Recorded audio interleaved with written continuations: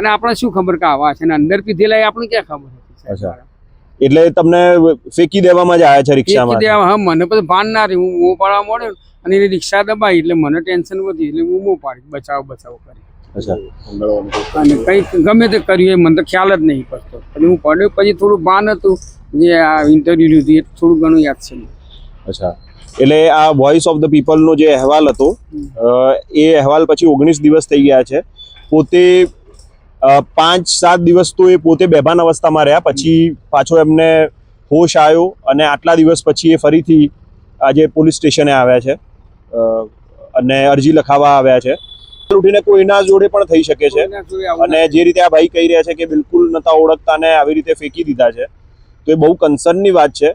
કારણ કે બાકી તો બધા લોકો રિક્ષામાં બેસતા ડરશે કે અગર આવી હાલત થતી હોય તો.